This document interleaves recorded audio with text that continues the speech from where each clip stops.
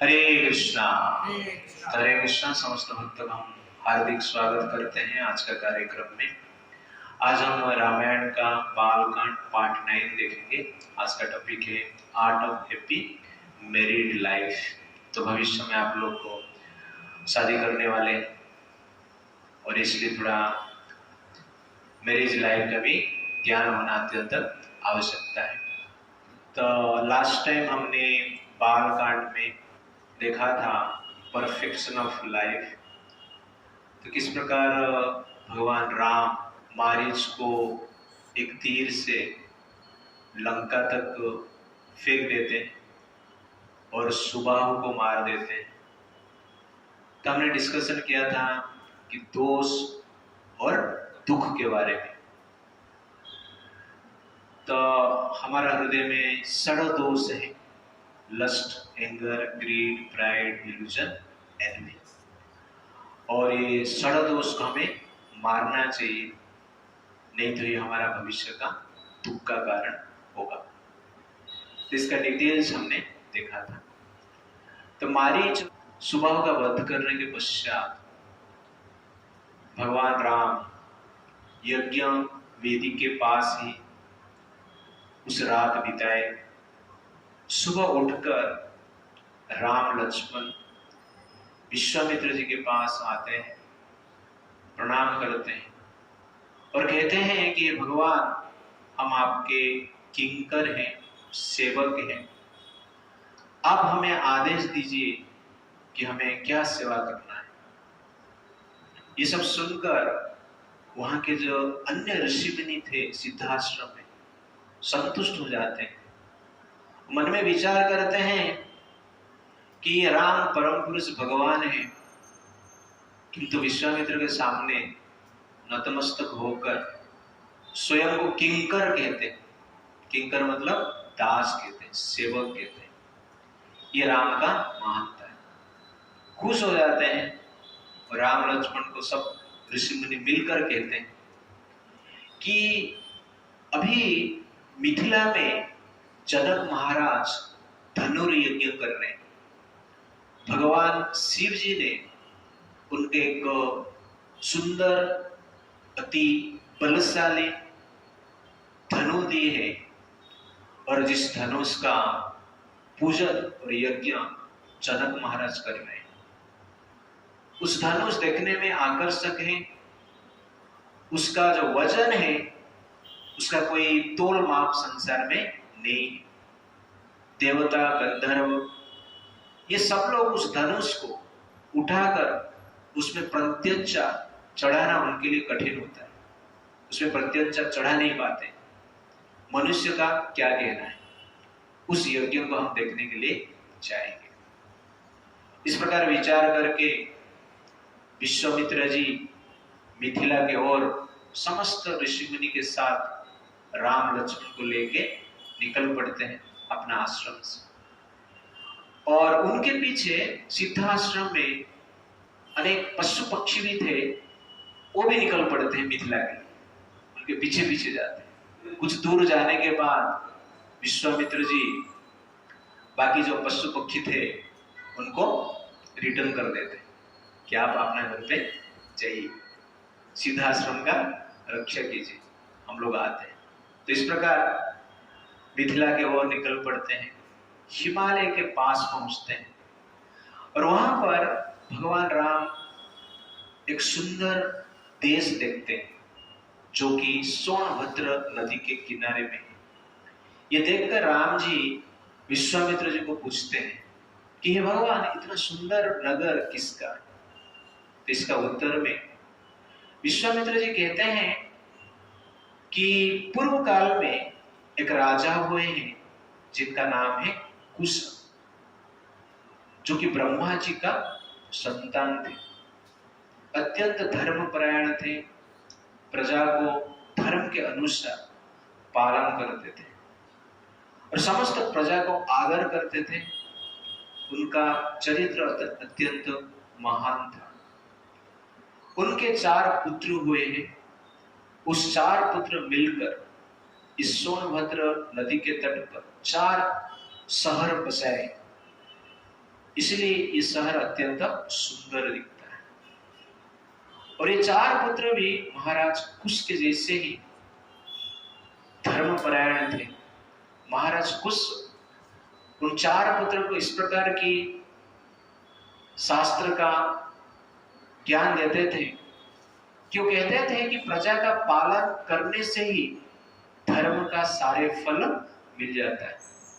इसलिए आप अपना जीवन को, मन को, धन को, तन को प्रजा पालन में नियोजित कीजिए। पिता का आज्ञा के अनुसार ये 4 पुत्र प्रजा पालन में ही लगे रहते थे। उनमें से एक पुत्र है जिसका नाम है कुशनाभ। और कुशनाभ अत्यंत महान थे और एक अप्सरा के द्वारा कुशनाभ ने 100 संतान, 100 कन्याएं प्राप्त की थी। 100 पुत्री उनको हुआ था। वो 100 पुत्री अत्यंत सुंदर थे, रूप लावण्य अत्यंत आकर्षक था। और जवानी में जब आए 100 पुत्रियां, उनका रूप लावण्य और बढ़ गए। तो एक बार इस 100 पुत्रियां एक बगीचा में गीत गा रहे थे, नाच रहे थे, खेल रहे थे, संगीत चल रहा था। और वहां पर वायुदेव भ्रमण कर रहे थे। वायुदेव चारों ओर भ्रमण करते रहते। अचानक ये 100 कन्याओं को देखे और वायुदेव के मन विचलित हो गए, आकर्षित हो गए। वायुदेव रूप धारण करके 100 कन्या को कहते हैं कि हे सुंदरिया, आप बहुत आकर्षक दिख रहे हैं। आपको मनुष्य समाज में रहना शोभा नहीं देता है। ये मनुष्य शरीर जो है क्षण भंगुर है, दीर्घायु नहीं। और इस शरीर में जो तरुण अवस्था है, युवावस्था है, वो भी स्थिर नहीं है, अस्थिर है, कभी भी नष्ट हो जाता है। किंतु आप मुझे वर्ण कीजिए, मेरे साथ विवाह कीजिए, मेरे भार्या बनिए, तो मैं आपको दीर्घ आयु प्रदान करूंगा और उसके साथ साथ इस प्रकार के वरदान दूंगा कि आप जीवन में कभी वृद्धावस्था को प्राप्त नहीं करेंगे, आपका तरुणावस्था नष्ट नहीं। इसलिए आप मेरे से विवाह कीजिए। तो ये सुनकर समस्त कन्याएं, जो कि महाराज कुशनाभ के बेटियां थे, धर्मपरायण थे, सत्यपरायण थे, मन उनका शुद्ध था, वो वायुदेव को कहते हैं कि हे वायुदेव, आप तो सबके शरीर में विचरण करते हैं और सबका मन में क्या है आपको पता है।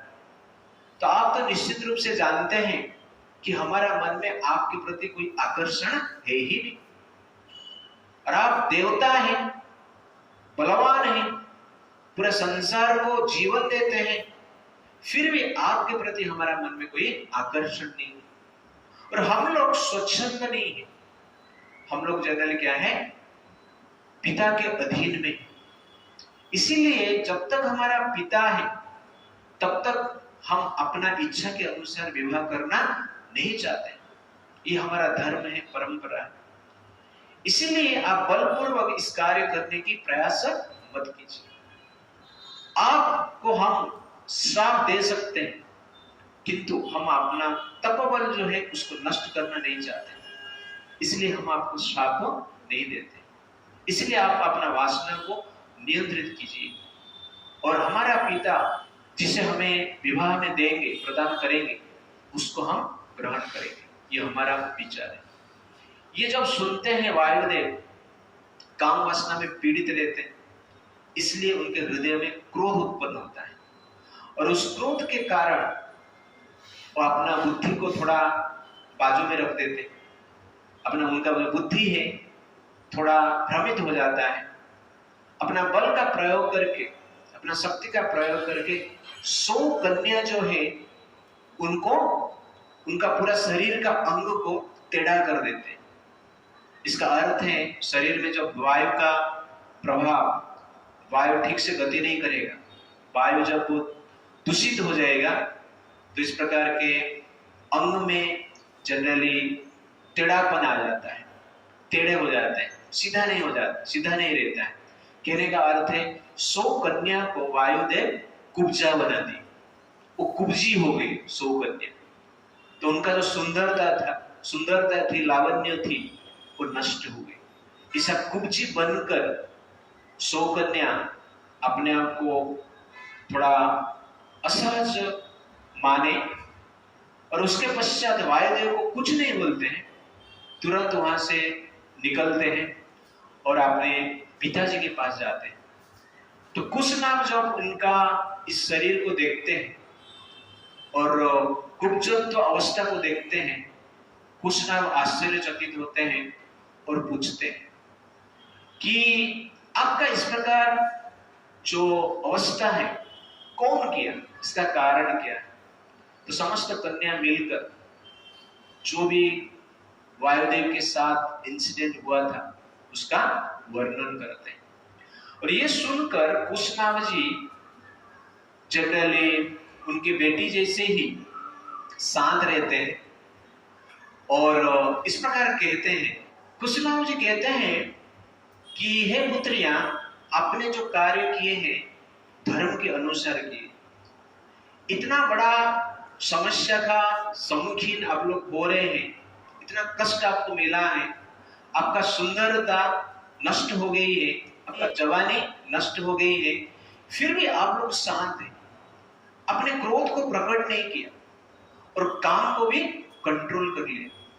ये आपका महानता है। इस प्रकार कार्य देवता भी नहीं कर सकते। वो कहते हैं कि क्षमा बल जो है आपके पास अत्यधिक है। तो इस प्रकार कहते हुए वो कहते हैं, अलंकार ही नारीणाम क्षमा तो पुरुषस्य। ये जो क्षमा है नारी के लिए एक हार है, श्रृंगार है, अलंकार है, और पुरुष के लिए भी श्रृंगार है, अलंकार है, आभूषण है क्षमा। इसके पश्चात तो कहते हैं, क्षमा दानम क्षमा सत्यम क्षमा यज्ञ च पुत्रिका क्षमा यश क्षमा धर्म क्षमया विस्तृतम जगत।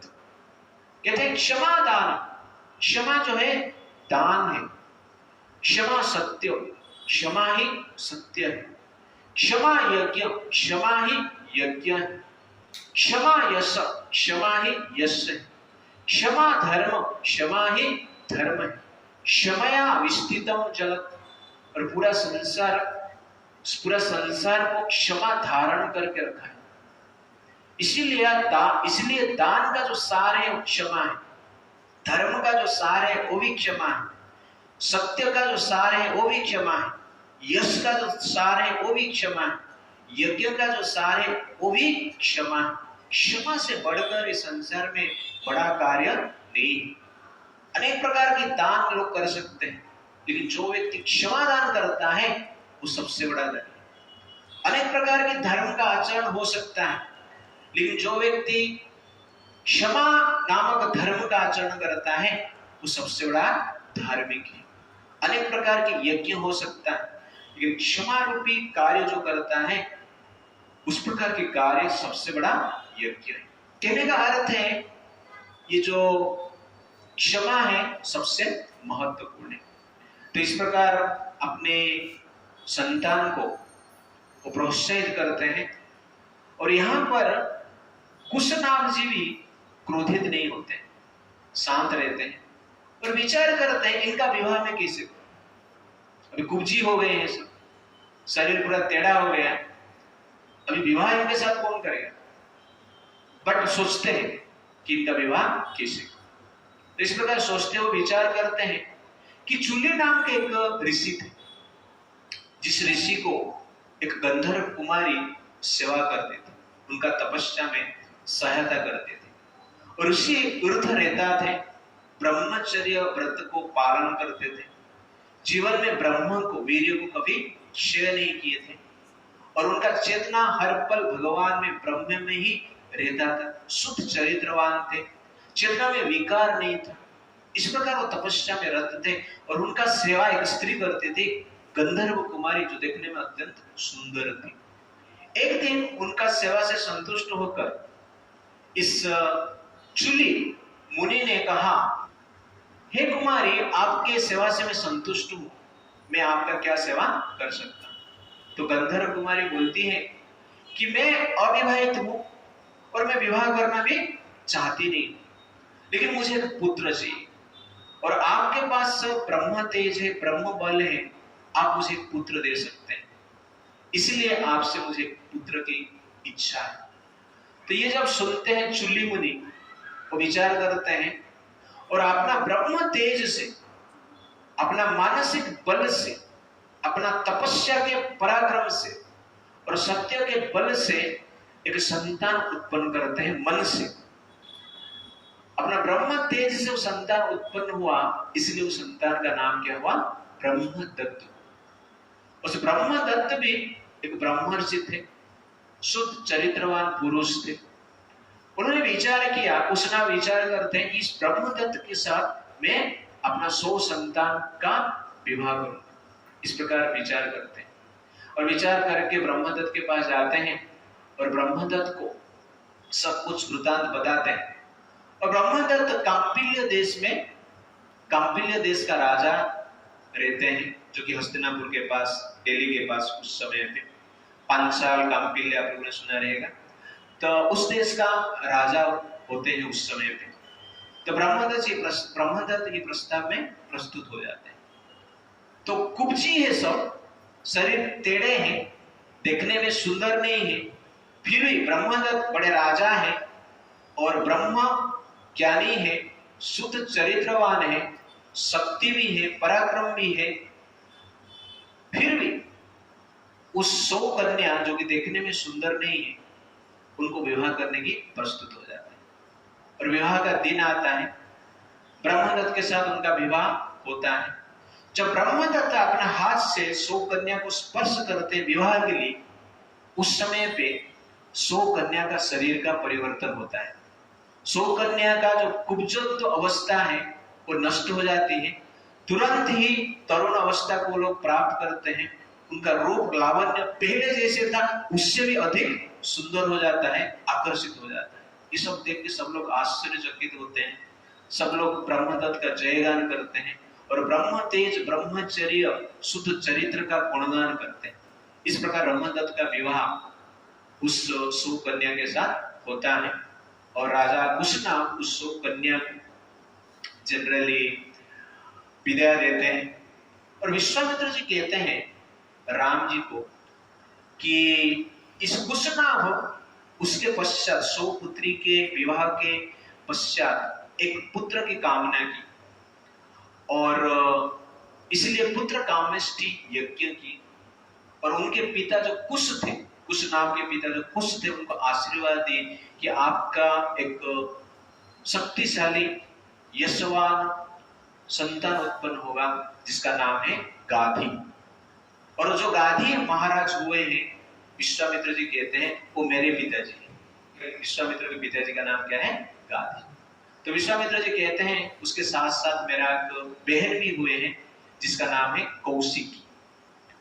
तो कौशिक कुश नाम से कौशिक हुआ है, कुश के वंशज आते हैं, इसलिए उनका बहन का नाम है कौशिकी। और विश्वामित्र जी को भी कौशिक कहा जाता है। और कौशिकी जो बहन थी अत्यंत प्रतिवता नारी थी। उनका पति का नाम था रुचिक मुनि। रुचिक मुनि के साथ उनका विवाह हुआ। कितने दिन के पश्चात, कितने वर्ष के पश्चात रुचिक मुनि शरीर त्याग के ब्रह्मलोक में गए। और ये जो स्त्री कौशिकी इतने पतिव्रता थी, वो पतिव्रता के बल से स्व शरीर में ही रुचिक मुनि के साथ ब्रह्मलोक में गए। रुचिक मुनि के साथ कौशिकी रहते हैं, लेकिन अपना इच्छा से संसार का सेवा करने के लिए एक नदी के रूप में प्रकट होती है। तो हिमालय से एक नदी निकलती है जिस नदी का नाम है कौशिकी नदी और महानदी, जो कि विश्वामित्र के बहन है। और विश्वामित्र जी कहते हैं मैं हिमालय में ही कौशिकी नदी के किनारे में, महानदी के किनारे में तपस्या करता था, किंतु सिद्ध प्राप्त करने के लिए मैं सिद्ध आश्रम में आया था और वहां पर भी मैंने यज्ञ किया, तपस्या किया और आपकी कृपा से मुझे सिद्ध प्राप्त हुआ है और सिद्ध आश्रम सिद्ध हो गया है। इस प्रकार वो विचार करते हैं और विचार करते हुए आगे बढ़ते हैं मिथिला के ओर। तो आज हमने जो डिस्कशन किया, मैं एक साथ स्टोरी आपको बता दिया, तो इसमें कुछ हम पॉइंट्स डिस्कशन करेंगे। तो क्या लेसन ले सकते हैं आप लोगों ने, क्या जो सुना उसमें से क्या सीख सकते हैं, कुछ पॉइंट्स बताइए। तो पहला पॉइंट है, आप देखेंगे कि ये जो 100 कन्याएं थी धार्मिक थे, इतना बड़ा दुख उनको मिला, उनका शरीर टेढ़ा हो गई, शरीर जनरली असुंदर हो गया, रूप लावण्य नष्ट हो गया, फिर भी उनको क्रोध नहीं आया, कंट्रोल करे। और वायुदेव को इसलिए श्राप नहीं दिए क्योंकि वायुदेव भगवान कृष्ण के द्वारा अपॉइंट किया गया है संसार का कल्याण। और वायुदेव को श्राप दे के वायुदेव को ही नष्ट कर देते थे तो पूरा संसार नष्ट हो जाएगा, क्योंकि सबको ऑक्सीजन चाहिए, ऑक्सीजन सप्लाई बंद हो जाएगा। यू अंडरस्टैंड ना? तो जैसे अभी आरब देश तेल जनरली वो क्या करते हैं, सप्लाई करते हैं, इसलिए कोई कुछ भी बोलता है कि तेल के लिए सब लोग चुप हो जाते हैं, नहीं तो तेल मिलेगा, ओके ना? बट यहाँ पर आप देखेंगे कि ये जो कन्याएं हैं शांत रहते हैं, वायुदेव को श्राप नहीं देते, क्योंकि समाज कल्याण की इच्छा करते हैं। तो इसको कहते हैं धर्म को धारण करना विपरीत परिस्थिति में। और जो व्यक्ति विपरीत परिस्थिति में धर्म को धारण करता है, वो व्यक्ति को धर्म रक्षा करता है, धारण करता है। इसीलिए हमारा शास्त्र कहता है धर्म रक्षति रक्षितः। जो व्यक्ति धर्म का रक्षा करता है, धर्म उसका रक्षा करता है। मेरे पीछे श्लोक आप लोग बोले, धर्म एव हतो हन्ति धर्म रक्षति रक्षितः तस्मात् धर्म न हन्तव्यः मान धर्म हतो वधेत्। तो सुंदर वर्ष में हमारा शास्त्र कहता है धर्म एव हतो हन्ति। जो धर्म को हत्या करता है उसका हत्या निश्चित है। धर्म एव हतो हन्ति। धर्म रक्षति रक्षितः। जो धर्म का रक्षा करता है उसका रक्षा भी निश्चित है, धर्म ही उसको रक्षा करता है। तस्मात् धर्म न हन्तव्य। इसलिए धर्म का नष्ट हत्या कभी मत करना। मानो धर्म हतावधित। धर्म को हत्या कर दिया, इसका अर्थ है आप स्वयं का हत्या कर रहे हैं।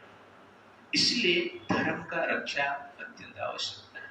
और इस इंसिडेंट में आप देखेंगे कि ये लोग ने धर्म का रक्षा किए थे, इसलिए अंत में उनका रक्षा हुआ। ब्रह्मदत्त जैसे पति मिले, ब्रह्मवेता पति मिले, पावरफुल पति मिले, और धर्म के कारण उनका रूप लावण्य सुंदरता पुनः वो लोग प्राप्त किए। इसको कहते हैं धर्म रक्षति रक्षिता। उनको रक्षा कौन किया है? बाह्य दृष्टि से दिखता है कि ब्रह्मदत्त ने रक्षा किया, ओके ना? बट एग्जैक्टली क्या है? धर्म ही उनको रक्षा किया। इसीलिए संसार में जो रियल प्रोटेक्शन है वो क्या है? धर्म है। हम जनरली सोचते हैं कि protection means powerful position, protection means wealth, protection means influence, protection means big connection, but in reality real protection means dharma. Dharma is the only protection. क्योंकि समाज में हम देखे हैं कि बड़े बड़े वीर हुए हैं, महारथी हुए हैं, अस्त्र विद्या में पारंगत हुए हैं, लेकिन अंत में देखा जाता है वही अस्त्र ही उनको मार देता है। इसलिए अस्त्र वास्तव में रक्षा नहीं करता है, अस्त्र हत्या कर देता है। हमने इस प्रकार भी देखा है कि धनवान व्यक्ति रहते हैं, वो लोग सोचते हैं कि धन मुझे रक्षा करेगा, मेरा धन मेरा प्रोटेक्शन है। बाद में पता चलता है कि धन के कारण उसका हत्या दूसरा कोई कर देगा। इसलिए धन भी रक्षा नहीं करता है। में सोचते हैं कि मेडिसिन मुझे रक्षा कर लेगा, बीमार से मुक्त कर देगा, लेकिन कभी कभी हम देख रहे हैं अच्छे अच्छे मेडिसिन लोग खाते हैं, लेकिन अच्छे अच्छे मृत्यु भी हो जाता है, अच्छे अच्छे रोग भी निराकरण नहीं होता है। तो पता चलता है मेडिसिन रक्षा नहीं करता है। कभी कभी पावरफुल पर्सनालिटी रहते हैं, वो सोचते हैं कि पावर मुझे रक्षा करेगा, लेकिन हम देखते हैं कि पावरफुल पर्सनालिटी को लोग मार देते हैं, उड़ा देते हैं। महात्मा गांधी को उड़ा दिए, इंदिरा गांधी को उड़ा दिए, राजीव गांधी को उड़ा दिए, जॉन कैनेडी को उड़ा दिए, लाल बहादुर शास्त्री को उड़ा दिए, नेपोलियन को उड़ा दिया गया, ओके, अलेक्जेंडर भी मच्छर काटा वो मर गया। You understand? अब देख रहे हैं कि रक्षा जो वेपन्स नहीं करता है, मेडिसिन नहीं करता है, पावर नहीं करता है, इसे दिखता है, बट रियल प्रोटेक्शन क्या है? धर्म। धर्म रक्षति रक्षिता। धर्म रहेगा तब आराम से आपका रक्षा हो सकता है। आपके पास धर्म नहीं है, लेकिन अच्छा मेडिसिन है, अच्छा वेपन है, अच्छा पावर है, अच्छा पोजीशन है, अच्छा इन्फ्लुएंस है, रक्षा नहीं हो पाएगा, क्योंकि धर्म ही रक्षा करता है। तो रामायण बताता है कि धर्म कैसे रक्षा करता है। कि रावण के पास सब कुछ था,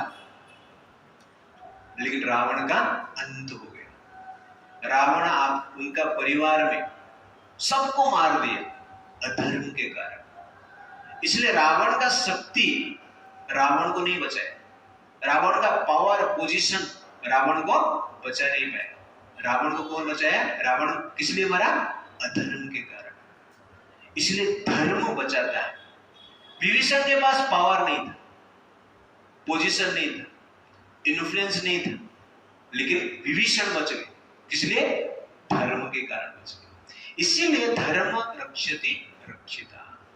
जो धर्म को फॉलो करता है, भगवान उसको प्रोटेक्ट करते हैं। इसलिए धर्म रक्षति रक्षिता जब हम कहते हैं, धर्म रक्षा करता है। धर्म का मूर्तिमंत प्रतीक कौन है? भगवान कृष्ण, राम है। इसलिए धर्म को जो पालन करते हैं, उसका रक्षा भगवान स्वयं करते हैं। Therefore, who follows dharma, they are ultimately protected by Lord Ram or Krishna. That is real protection. आप धर्म का रक्षा कर रहे हैं, आपके पास अस्त्र शस्त्र कुछ नहीं है, आपको संसार में कोई कुछ कर ही नहीं सकता है। जैसे प्रहलाद महाराज का भी एग्जाम्पल ले सकते हैं। ओके, हिरण्यकश्यप के पास पावर है, पूरा संसार का पावर उसके पास, लेकिन 5 साल का बालक को मार नहीं पाया, क्योंकि धर्म रक्षति रक्षिता। Therefore, real power is dharma. Real protection is dharma. And what is dharma? Following the instruction of God. तो सीता देवी जनरल रावण को भिक्षा दी और रावण उसका किडनैप कर लिया। तो हम सोचते हैं सीता देवी यहाँ पर गलती की, बट इन रियलिटी गृहस्थ का धर्म क्या है? जो भी याचक आएंगे मांगने के लिए, धर्म है उनको कुछ देना, खाली हाथ भेजना नहीं। जा तू जा, इस प्रकार नहीं बोलना है। माफ कर दो, ओके, इस प्रकार बोलना नहीं। गृहस्थ का धर्म है कि जनरली कोई याचक आते हैं, कोई भिखारी आते हैं, या कोई ब्राह्मण आते हैं, कुछ मांगते हैं, देना है कुछ, ये धर्म है। और सीता देवी जानते हैं कि मैं इस 3 रेखा को क्रॉस करके जाऊंगी तो कुछ तो अघटन घटेगी। फिर भी धर्म को रक्षा करने के लिए और आगे परिणाम क्या होगा विचार नहीं। कर्मणि अधिकारे तो मां फलेषु कदाचन। यहाँ पर भी आप कर्म करने का अधिकार है, फल के बारे में चिंता मत करो। फल के बारे में चिंता करेंगे तो कर्म कर नहीं पाएंगे। इसका डिटेल्स में कभी देखूंगा, but the point is here कि सीता देवी ने जानते हैं कुछ प्रॉब्लम होगा, फिर भी धर्म का आचरण किया। रावण को भिक्षा दी, किडनैप हो गए, लेकिन धर्म रक्षति रक्षिता। यहां पर सीता देवी ने धर्म का रक्षा किए थे, इसलिए राम जी ने रावण को बद्ध करके सीता जी का उद्धार किए। तो दिस इज द पॉइंट, जहां पर धर्म का रक्षा मनुष्य करता है वहां पर भगवान अपना जी जान लगाकर क्या करते हैं, उस व्यक्ति का रक्षा करते हैं। तो संसार में जो भी प्रॉब्लम है उसका मूल कारण क्या है, अधर्म। कोई ऐसा व्यक्ति हो सकता है कि ऐसा लगता है कि इसके कारण मुझे दुख मिल रहा है, बट एग्जैक्टली क्या है, अल्टीमेटली अधर्म के कारण हमें दुख मिल रहा है और धर्म के कारण हमें सुख मिल रहा है। Therefore, dharma rakshati rakshitam. Therefore, the ultimate protection is dharma. There is no other protection than dharma. God loves them who loves dharma. Therefore, it is very, very important to follow dharma, instruction of God. That is the point. Because dharma is real protection. यहाँ पर हम देख रहे हैं कि जो 100 कन्या है उनको फिर से रूप लावण्य प्राप्त हुआ है, इसलिए धर्म का उन्होंने रक्षा किया था। That is the point. Second point हम देखेंगे मैरिज।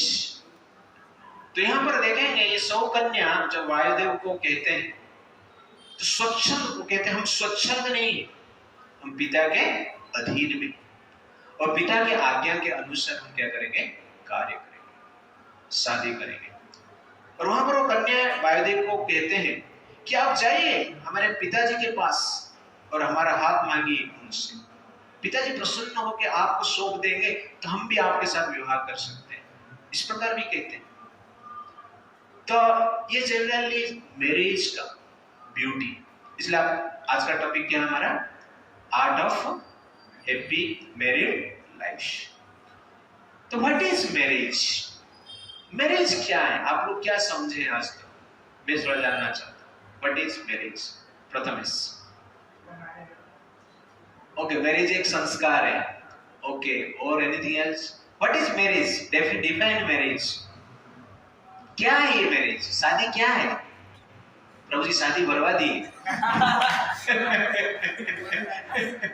ये डेफिनेशन आप देंगे। अभी आज कुछ बताया नहीं इसलिए मैं बता दिया। Okay, what is शादी? What is marriage?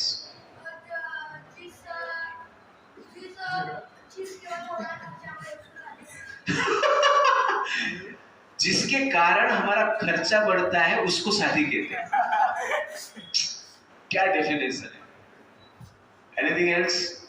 ये भविष्य में कुछ करेगा ये लड़का। What is marriage? ऋषभ, सबको शादी करने का इच्छा है बट व्हाट इज मैरिज आपको पता नहीं। What is marriage? Ganesh ji, okay, what is marriage? तो generally marriage is an institution for purification और regulation of lust. Marriage is an institution for invitation of a divine soul for liberation from the material existence. Marriage is an institution for stopping women exploitation and prostitution. This is the exactly real meaning of marriage.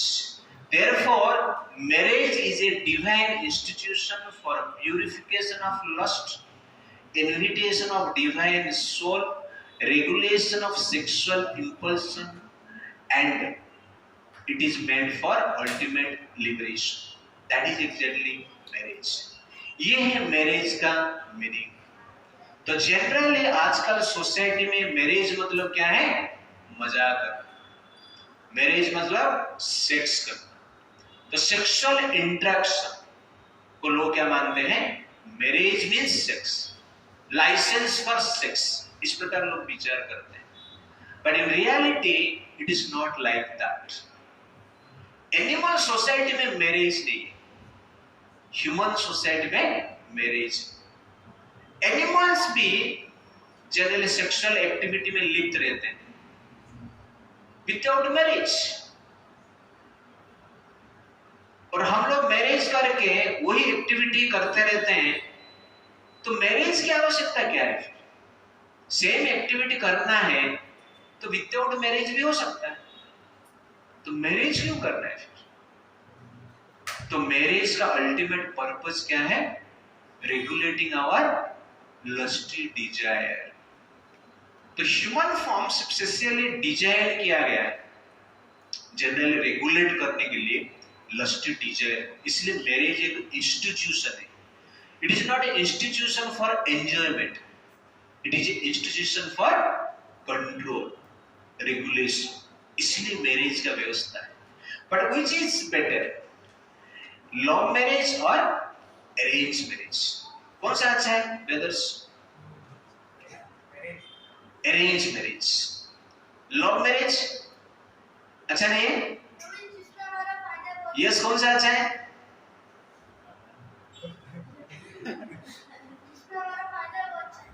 जिसमें फायदा है वो उसमें अच्छा है। Okay ना? तो विच marriage is important? तो आपको लास्ट टाइम में बताया था, टीचर ने एक स्टूडेंट को पूछा which marriage is good, love marriage और अरेंज मैरिज? स्टूडेंट ने कहा सर नो मैरिज। तो जनरली आजकल लोग लव मैरिज करना चाहते हैं। तो इस प्रकार स्टैटिस्टिक्स कहता है कि ज्यादातर love marriage ends with A divorce and arrange marriage last for long time, life time.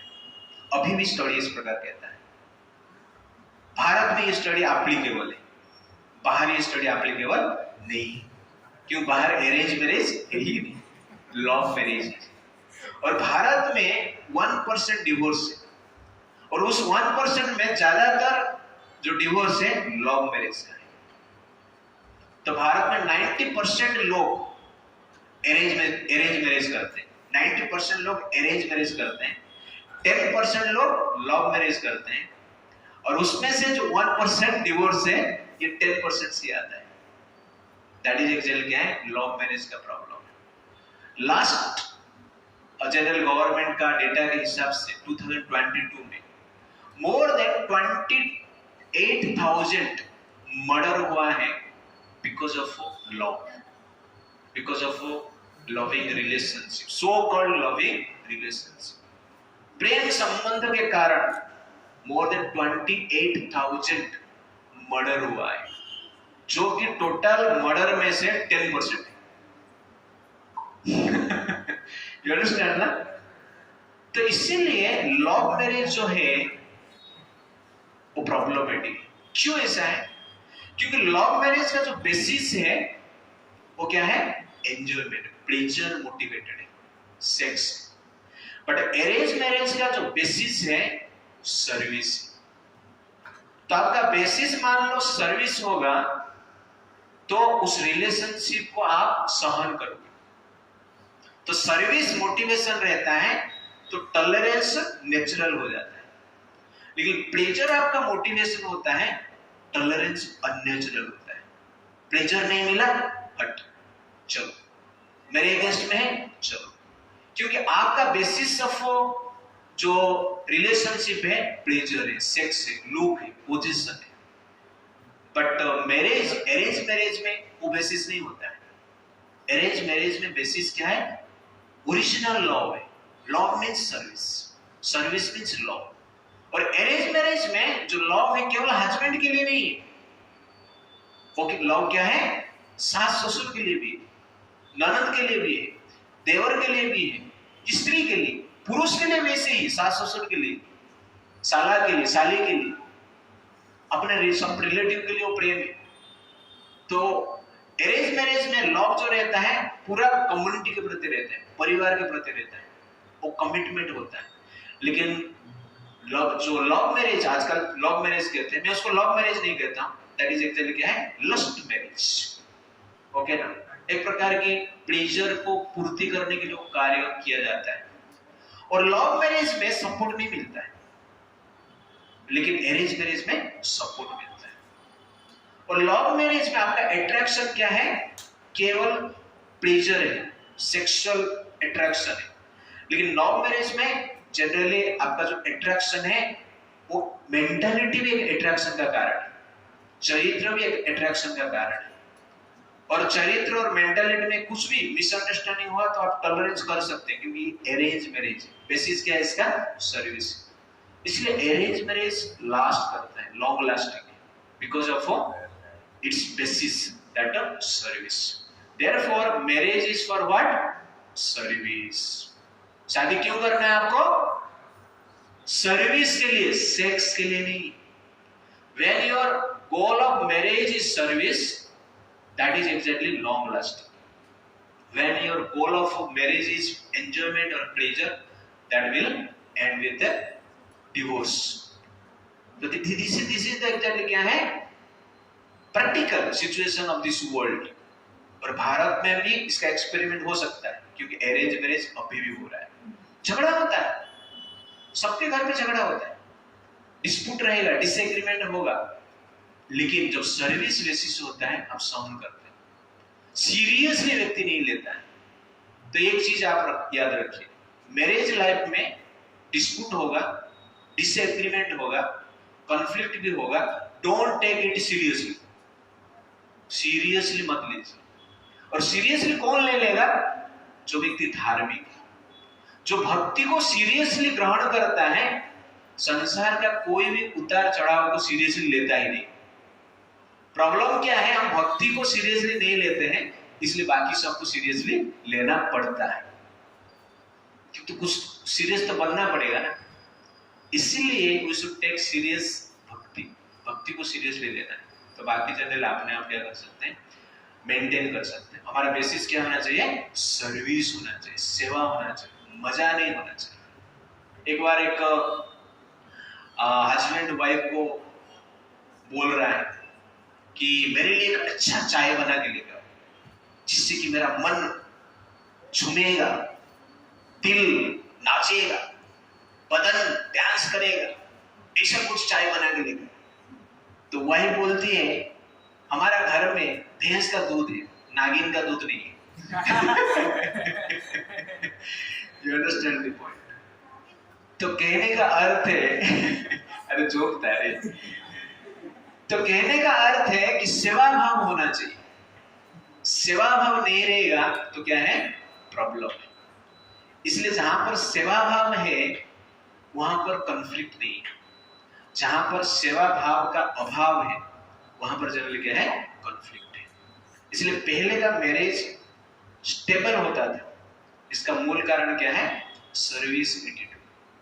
तो जनरल मैंने अपना पिता माता को देखा है, कॉन्फ्लिक्ट होता है, लेकिन सेवा भाव माँ का भी है और पिता का भी है। Responsibility, therefore marriage means responsibility. तो मैरिज का बेसिस रेस्पॉन्सिबिलिटी होना चाहिए। तो रेस्पॉन्सिबिलिटी रहेगा तो कोई भी ताकत आपका मैरिज को तोड़ नहीं सकता है। और इसका सबका बेसिस क्या होना चाहिए? भक्ति होना चाहिए। तो हस्बैंड को ये सोचना चाहिए कि ये जो वाइफ है कृष्ण के द्वारा दिया गया गिफ्ट है, कृष्ण का प्रदत्त एक प्रकार के उपहार है, कृष्ण का बेटी, इसका केयर करना मेरा धर्म है। इसी भाव से जनरली वाइफ का सेवा करनी चाहिए। और वाइफ को भी ऐसा सोचना है कि ये जो हस्बैंड है भगवान के द्वारा कृष्ण के दिया गया एक गिफ्ट है, उपहार है, मेरी धर्म क्या है? इनका सेवा करना है। इसी भाव से हस्बैंड वाइफ परस्पर का सेवा करते हैं, इसका अर्थ है वो भक्ति करते हैं। वाइफ का सेवा करना भी भक्ति, हस्बैंड का सेवा करना भी भक्ति। तो कहां पर टेंशन, कहां पर? तो इसी भाव से हमें कार्य करना चाहिए। और सबका जो फाउंडेशन है सेवा होना चाहिए और क्षमा भी होना चाहिए। गलती होगा, डिस्प्यूट होगा, लेकिन सेवा भाव से और क्षमा से इसको हमें कंट्रोल करना है। That is the perfection of marriage. कभी कभी लव मैरिज भी लास्टिंग करता है, ऐसा नहीं कि लव मैरिज लास्टिंग नहीं करता है, रेयर होता है। ओके ना? मैं आपको प्रोत्साहित नहीं कर रहा हूं,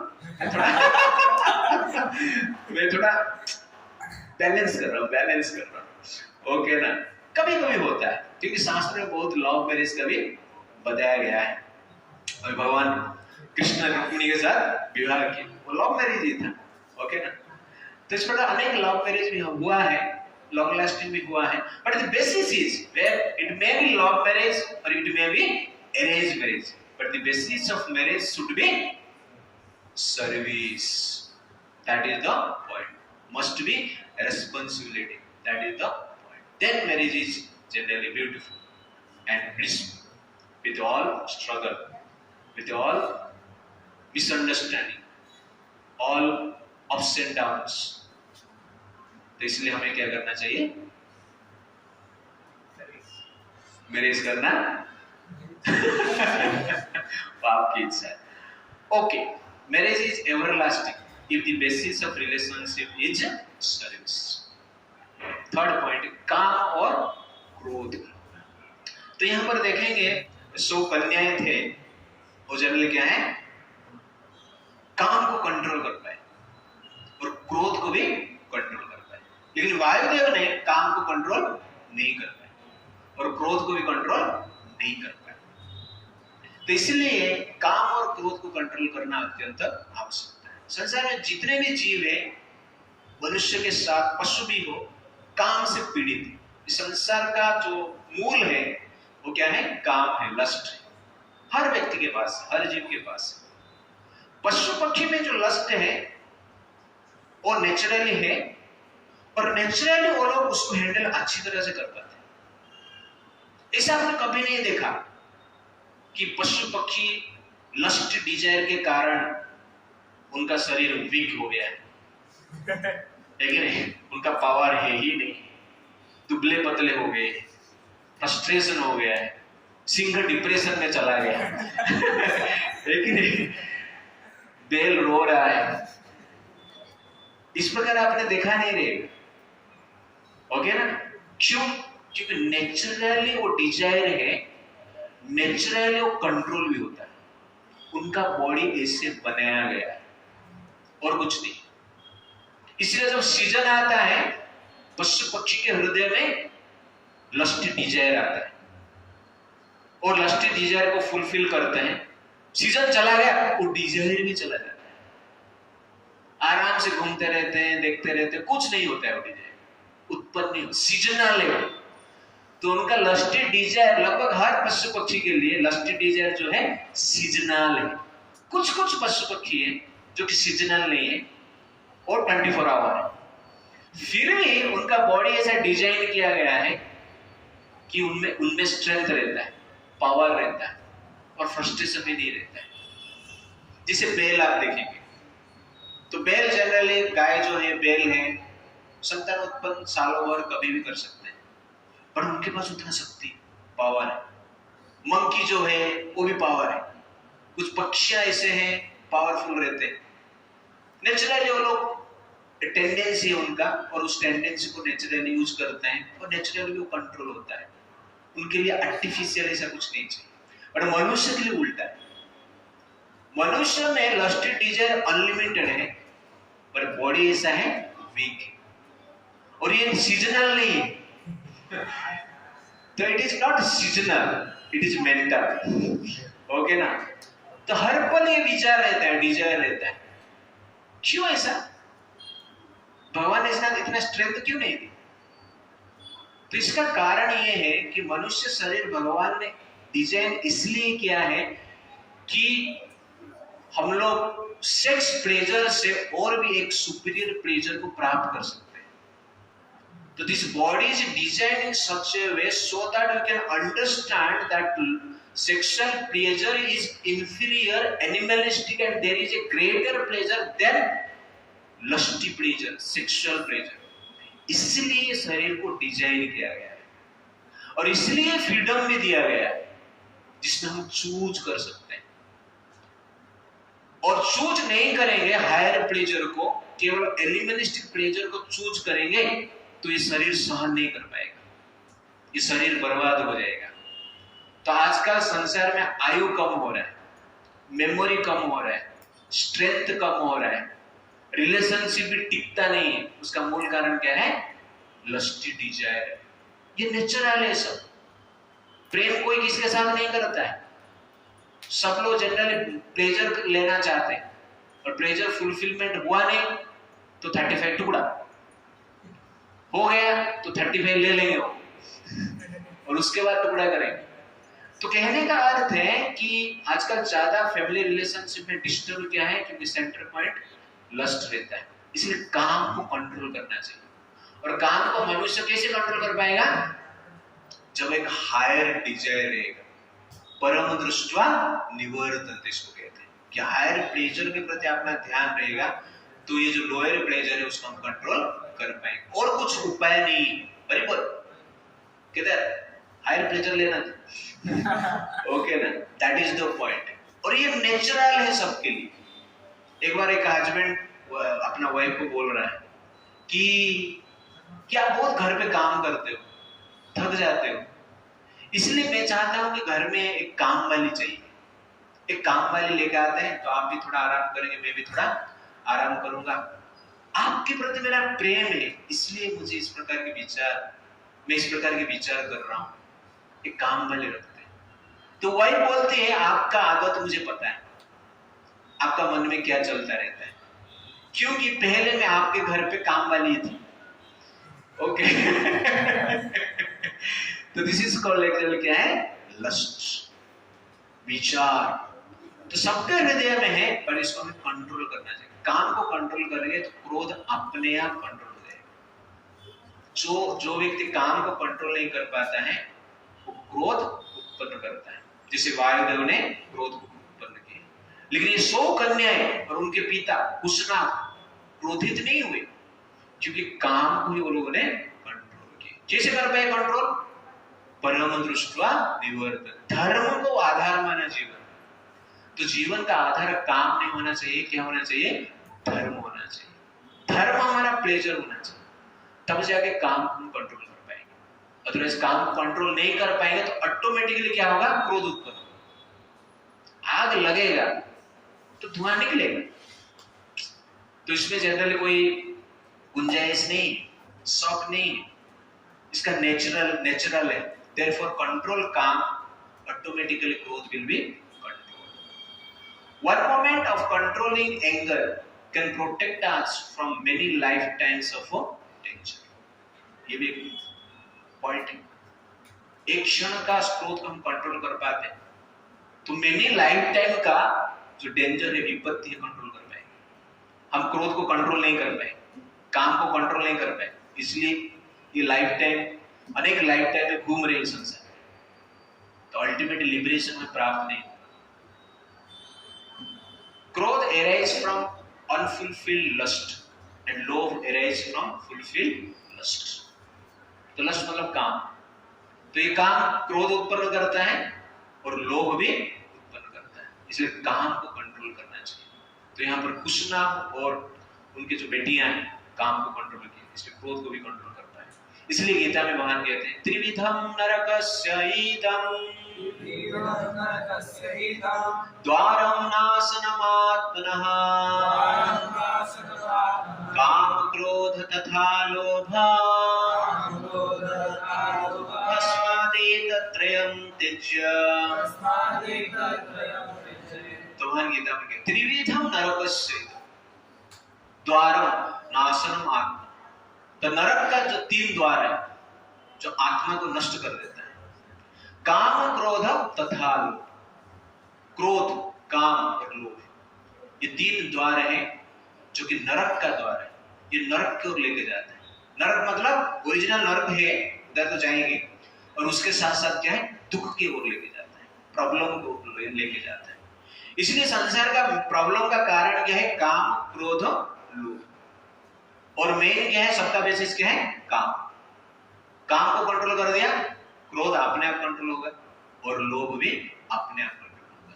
तस्मात् एतत्, इसीलिए देयरफॉर त्रयम् त्यज्यत, ये तीनों का 3 को त्याग करो, तब जाके हमें नरक का द्वार देखना नहीं पड़ेगा, नरक का यंत्रणा नहीं मिलेगा। नरक से बचना है तो ये 3 द्वार से बचना, लेकिन ये 3 द्वार में ही हम घूमते रहते हैं तो जीवन क्या बन जाएगा? नरक बन जाएगा। कभी बोलते ना तू मेरा जीवन को नरक बना दे, लेकिन कोई किसका जीवन को नरक नहीं बनाता है। हमारा काम, क्रोध, लोभ ही हमारा जीवन को नरक बनाता है। इसलिए गीता में ठीक से स्टडी करना चाहिए। प्रतिदिन इस प्रकार इंफॉर्मेशन लेते हैं तो पता तो चला रही द्वार है यार, सुनेगा तो थोड़ा डर तो लगेगा, बच के रहेगा। You understand? पता नहीं था तो हम कुछ गलत कर लेते हैं, लेकिन पता चलेगा तो कंट्रोल कर पाते हैं। इसलिए रिमाइंडर आवश्यकता है। हर चीज के लिए रिमाइंडर रखते हैं ना हम लोग, पढ़ाई करने के लिए रिमाइंडर, उठने के लिए रिमाइंडर, हर चीज के लिए रिमाइंडर रखते हैं आजकल। लेकिन ये रिमाइंडर भी होना चाहिए, शास्त्र का रिमाइंडर। शास्त्र एक रिमाइंडर है जो कि हमें नरक से बचाता है। इसलिए भगवान कहते हैं कि काम क्रोध लोभ जो है नरक का द्वार है। लास्ट पॉइंट, क्षमा। तो जो क्षमा है अत्यंत महत्वपूर्ण है। सब लोग 3 बार बोले क्षमा, जोर से। कुछ पता चल रहा है? इसको बताया है मैं ऑलरेडी क्लासेस में, मुझे पता है कि इसको याद नहीं रहे। रिमाइंडर, क्षमा। व्हाट इज क्षमा? डिफाइन क्षमा।